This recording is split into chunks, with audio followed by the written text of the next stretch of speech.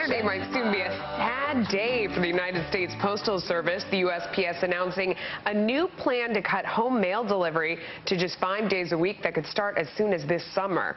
It would be a start to end the bleeding. The post office lost $16 billion last year alone and still continues to lose $25 million a day. It's questionable whether Congress will okay the deal, but even if it does pass, would the annual $2 billion in savings from cutting Saturdays really help the struggling snail mail service? Congressman Darrell Issa is chairman of the House Oversight and Government Reform Committee. Nice to have you on the show.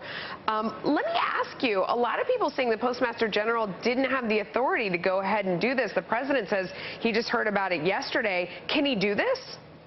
Absolutely. It's an independent agency, and I've reviewed Congress's instructions, and it simply says he'll maintain a level of service available in the 1980s, and he's doing that. There's no question that some things have to cost more, but understand, for all your viewers, every American home will have the opportunity to have either a letter or a package received on Saturday. The difference now is it'll be priority mail. We pay a little bit more for that Saturday service, but not only does it save $2 billion for the post office, it's the beginning of saying we need to individualize service. We need to do the right service on the right day and the right way. I mean, you said that it's a beginning, and it is just a beginning, especially if you look at the losses. I mean, they lost $16 billion last year, was triple what they lost the year before, $25 million a day.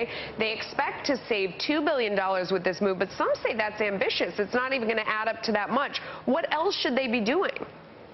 Well, first of all, they're going to not only save the $2 billion, but they're going to increase their volume in priority mail. So they're probably going to actually have a net revenue increase. But the other things they need to do, you and I all receive more and more packages than ever before. The post office has to reconfigure itself to be the best package delivery company, because that's the area that there's growth. Oh, I absolutely agree. I mean, that area is up 14% in the past 2 years. Like you said, well, in the past 10 years, snail mail is down 10%. Should they get rid of some of that service? Should they charge a whole lot more for snail mail? What do you think the answer is there? It's going to be a little of both. Yes, the cost of a first-class letter could go up a little, but let's understand that there's 37 million homes in America where a package is left on the stoop rather than being put into a secure mailbox. As the post office seeks to change that, they're also going to save about $5 billion by delivering to the curb in a cluster box rather than to the chute. So it's a win-win for the consumer. We have a lot of areas in which the postmaster and Congress agree that these changes have to happen, and they will. Last year, the postmaster cut a lot of cost, but to cut more beyond this move is going to take congressional action. We need to work with the postmaster to get this essential service to break even. You're absolutely right about that, but when you look at it, 80% of the costs come from labor. I mean, that's really the problem. You have to shrink the size of labor at the post office and some of the benefits that they're getting. Do you think, does Congress have the appetite to do that and really make some big changes in those labor costs?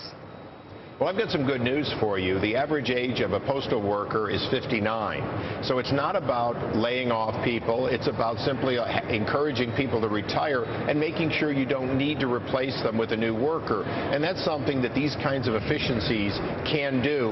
And it's a big part of what Congress has to do. Minimize the number of post offices, maximize the number of service, reconfigure for packages, make sure there's secure delivery systems. We do all of that, and the important delivery but retirement costs, I mean, what you said sort of scares me, because retirement costs are a big part of the problem. It's the pension costs and the health care for retired employees are some of the things that people point to as being the biggest overhang. In fact, they want to not fully fund that plan as a way to save money. So more people retiring, I don't know. That doesn't seem like it's going to solve the problem, Congressman. Well, you have a good point. Except for the $11 billion that the Postal Service defaulted on, they're fully funded into their system. In other words, they've been paying as you go, just as all of us do in Social Security and Medicare, for health care and their retirement. And so when these individuals retire into what's called FERS today, the Federal Employee Retirement System, it's fully funded. They come off the payroll of the post office, and they draw from the pension that they've been paying into.